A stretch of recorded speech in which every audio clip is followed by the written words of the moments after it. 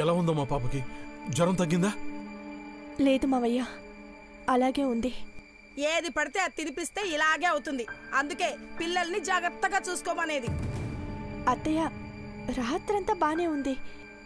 పైగా నేను కూడా రాత్రి ఇక్కడే పడుకున్నాను. కానీ మార్నింగ్ లేచి చూసేసరికి... అమ్మా అంజలి, డాక్టర్వి, నువ్వు ఎలా కంగారు పడితే అలా చెప్పు. లేదు మావయ్య, జ్వరం చాలా ఎక్కువగా ఉంది.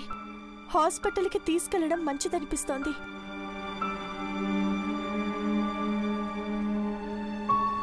ఈ టైంలో బయటికి తీసుకెళ్లడం అంటే...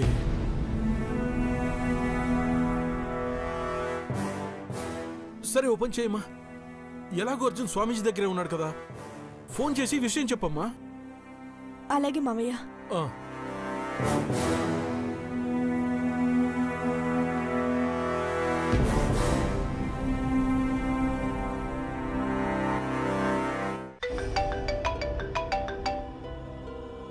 హలో అంజలి, నేనే నీకు ఫోన్ చేయబోతున్నాను.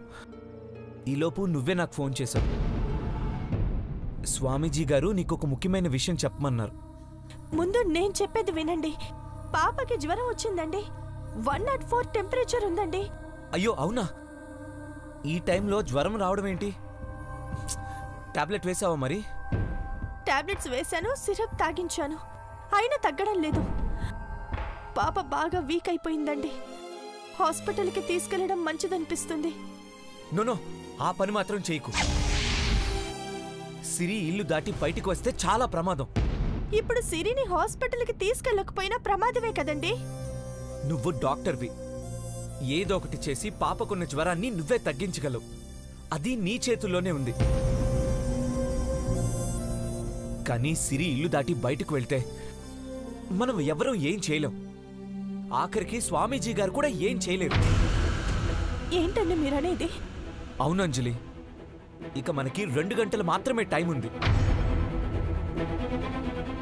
ఈ టైంలో మనం సిరిని జాగ్రత్తగా చూసుకోగలిగితే చాలు. హనీ ఆత్మని స్వామీజీ గారు అంతం చేసేస్తారు. ఇక మనకి ఎటువంటి ప్రాబ్లం ఉండదు. అలాగేనండి, నేనే ఏదో ఒకటి చేసి పాపకి జ్వరం తగ్గేలా చేస్తాను. సిరిని ఇల్లు దాటకుండా చూసుకుంటాను. అంతేకాదు, నువ్వు ఇంకొక విషయంలో కూడా జాగ్రత్తగా ఉండాలని స్వామీజీ గారు హెచ్చరించారు. ఏంటండి అది? సిరిని బయటకు రప్పించడానికి హనీ ఎన్నో ప్రయత్నాలు చేయొచ్చు. నీ కళ్ల ముందు ఏవేవో సంఘటనలు జరగచ్చు. కానీ నువ్వు మాత్రం వేటిని నమ్మకు. సూర్యాస్తమయం అయ్యే వరకు తలుపులు మాత్రం తెరవకు. మీరు చెప్పేవన్నీ వింటుంటే నాకెందుకో భయంగా ఉందండి. నువ్వేం కంగారు పడకు అంజలి, ఆ దేవుడే మనకు అండగా ఉన్నాడు. ఈ ఒక్కరోజు గడిస్తే చాలు. ఈలోపు ఏ చిన్న తప్పు జరిగినా జీవితాంతం మనం బాధపడాల్సి ఉంటుంది. లేదండి, అలాంటివేమీ జరగవు. నేను ఎట్టి పరిస్థితుల్లోనూ తలుపులు తెరవను. సరే, ఉంటానంజలి. పాప జాగ్రత్త. అలాగేనండి.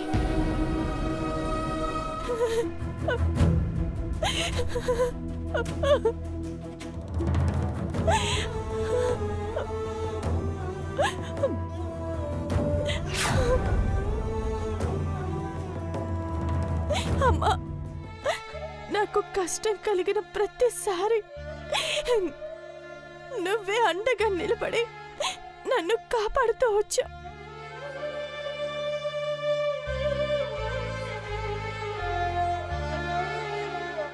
ఓ డాక్టర్ నయ్యుండి కూడా నా కూతుర్ని కాపాడుకోలేని నిస్సహాయ స్థితిలో నీ ముందున్నాను తల్లి.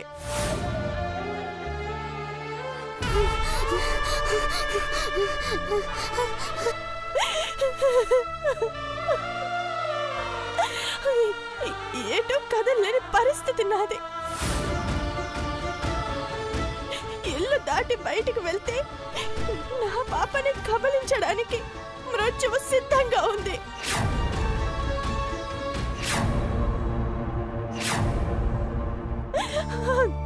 అలా అని గుండె రాయి చేసుకుని ఇక్కడే ఉంటే పాపని నా చేతులారా నేనే చంపుకుంటున్నానని నా అంతరాత్మ నన్ను వేధిస్తుంది. మనిషి విజ్ఞానం ఆగిపోయి అంధకారంలో ఉన్నప్పుడే దైవశక్తి ఆవిర్భవిస్తుందంటారు.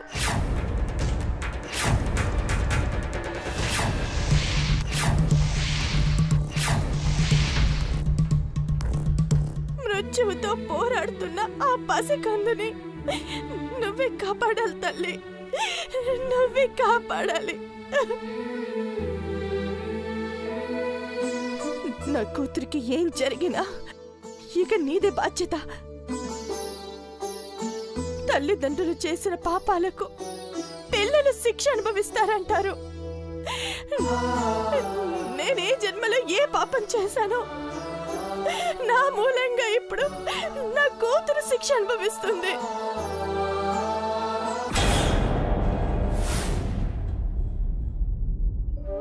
నేను చేసిన తప్పులకు నాకే శిక్ష విధించు. దానికి 10 శిక్ష అనుభవించడానికైనా నేను సిద్ధంగా ఉన్నాను. నా కూతుర్ని మాత్రం కాపాడు.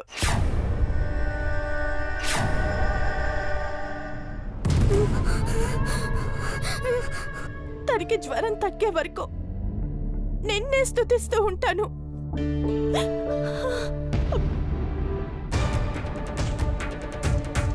ఓం భూర్భువః స్వః తత్సవితుర్వరేణ్యం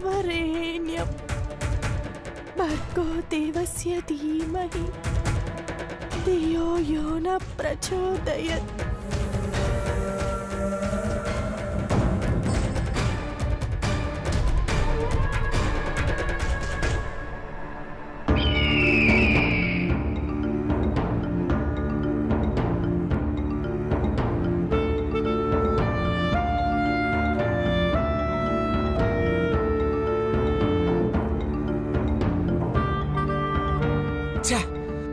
నా ఒక్క అవకాశం కూడా చేజారిపోయింది.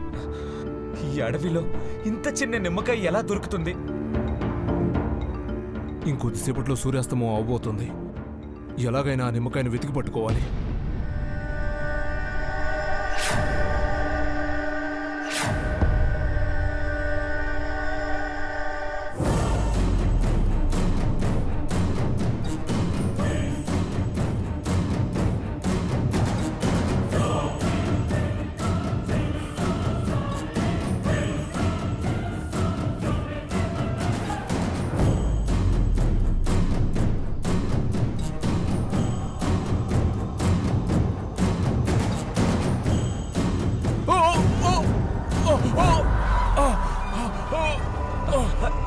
Uncle uncle uncle uncle uncle uncle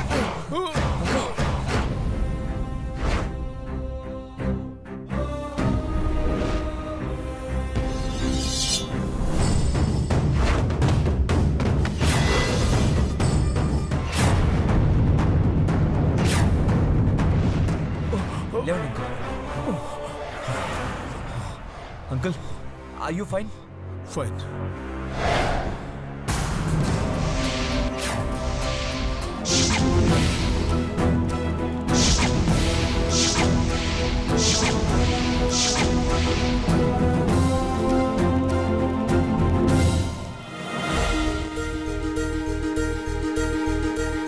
Arjun, huh?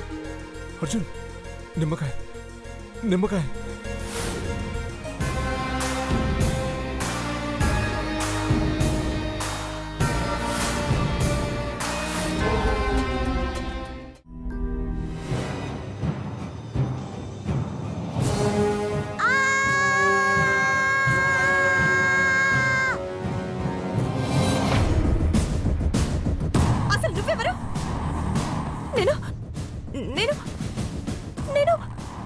అంజలిని కాదు, నువ్వు మాయవి. నేనే